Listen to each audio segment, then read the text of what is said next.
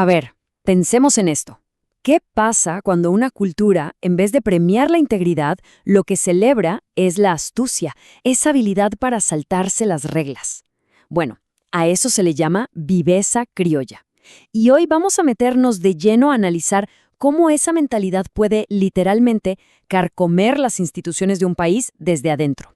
Y para entenderlo, vamos a usar un caso de estudio que es devastador: Venezuela. Y para que se entienda la magnitud de esto, empecemos con un solo número. Este de aquí.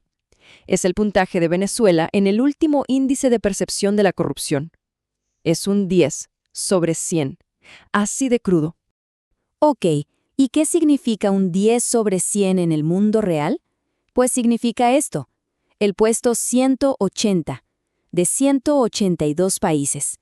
O sea, está en el fondo del barril, junto a naciones como Somalia y Sudán del Sur. Ahí es donde te pone ese 10. Pero a ver, ¿qué significa de verdad un número así? ¿Cómo es que un país llega a este punto? Bueno, aquí es donde nos vamos a sumergir, porque detrás de estas cifras tan frías, lo que hay es una historia de colapso institucional tremenda.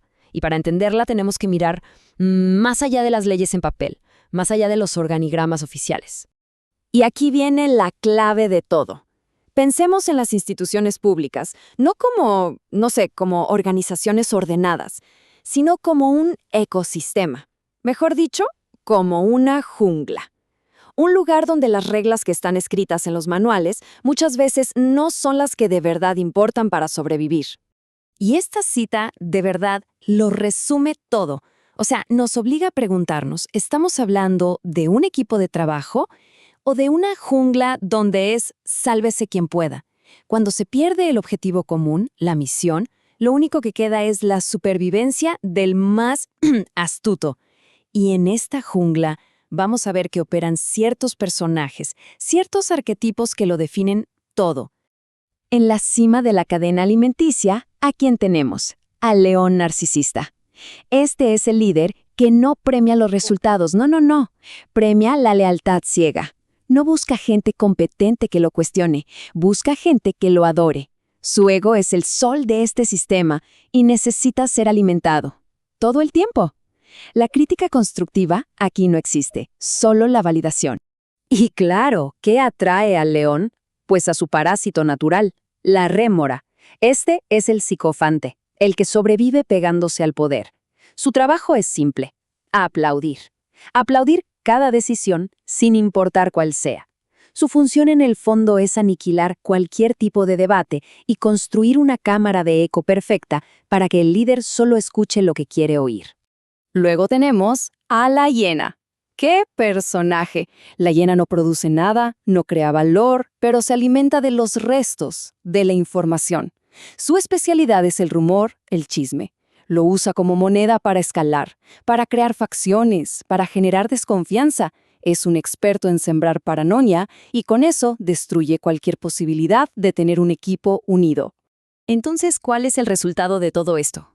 Pues es una especie de selección antinatural, porque la persona honesta, la competente, el que llamamos el elefante, simplemente no encaja aquí, no tiene espacio. Así que le quedan dos opciones: o se corrompe y traiciona sus principios para sobrevivir, o se va. Y claro, al irse, le deja el campo libre a todos los demás.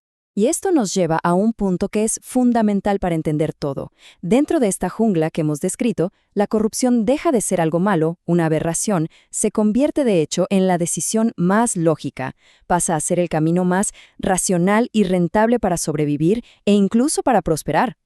Hay una teoría económica que lo explica perfecto, el modelo de elección racional. Y suena complicado, pero en realidad es súper simple. Es un cálculo de costo-beneficio. La persona, el vivo, pone en una balanza el beneficio que puede sacar de un acto corrupto y en la otra la probabilidad de que lo atrapen y qué tan grave sería el castigo. Así de fácil, qué gano versus qué arriesgo. Y si aplicamos ese cálculo a la jungla, miren lo que pasa.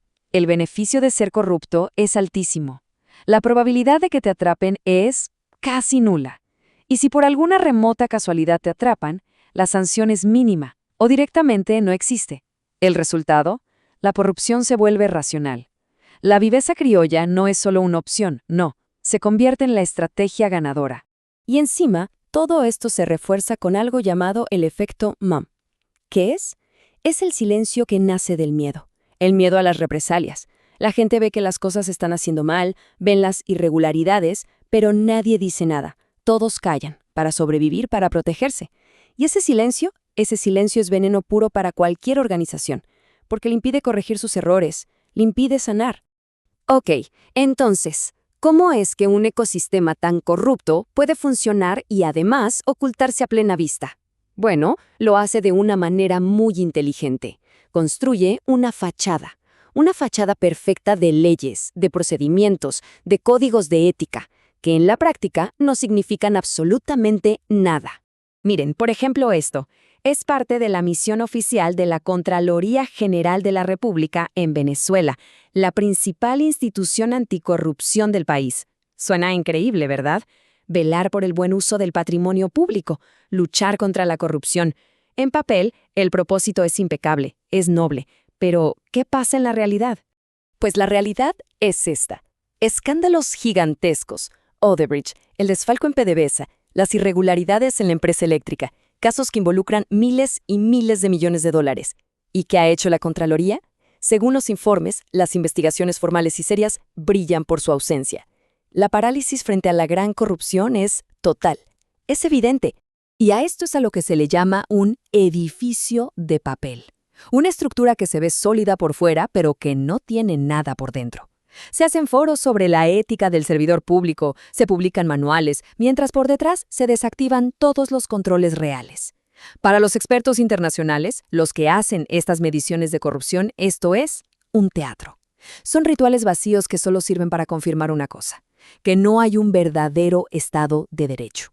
Y con todo esto, llegamos a la etapa final, al último nivel de esta descomposición. Es cuando el sistema ya no solo tolera o ignora la corrupción, sino que empieza a perseguir activamente a la integridad, cuando se ataca directamente a quienes se atreven a denunciar lo que está pasando. Esta línea de tiempo es reveladora. Vemos cómo primero, en 2024, se aprueba una ley que aumenta el control sobre las ONG. Y luego, en marzo de 2025, pasa lo impensable.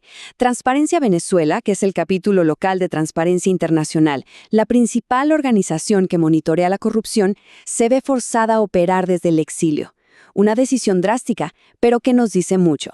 Y las palabras de su directora, Mercedes de Freitas, son clarísimas. Dice: nuestros valores son incompatibles con las nuevas leyes venezolanas que criminalizan el trabajo de las organizaciones de la sociedad civil independientes.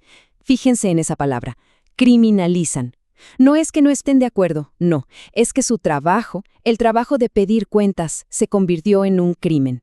Es una amenaza directa. Esto, para la comunidad internacional, es una señal inequívoca. Es como poner un letrero gigante que dice: aquí no hay frenos. Cuando un gobierno fuerza al exilio a quienes lo vigilan, a quienes auditan el poder, está admitiendo que la corrupción tiene vía libre. Confirma que el saqueo de los recursos públicos, ese que vemos reflejado en servicios que no funcionan, en crisis humanitarias, no tiene ningún tipo de control. Y así cerramos el círculo. Al final, esa cultura de la viveza criolla funciona como un motor que invierte toda la lógica. Las instituciones que fueron creadas para ser el gran freno a la corrupción terminan transformadas en sus cómplices, y ya sea por acción directa o por simple omisión, se convierten en las garantes de que la impunidad sea total y sistémica. Todo esto nos deja con una reflexión final, una que es casi inevitable. Para poder empezar a cambiar un ecosistema así, lo primerísimo es ser conscientes de qué fuerzas lo están gobernando. Y por eso la pregunta final queda en el aire, y es para todos. ¿Qué define el ecosistema en el que nos movemos cada día? ¿Qué dinámicas, qué personajes de esta jungla reconocemos en nuestro propio entorno? Porque entender esa respuesta, ese y no otro, es el verdadero primer paso para el cambio.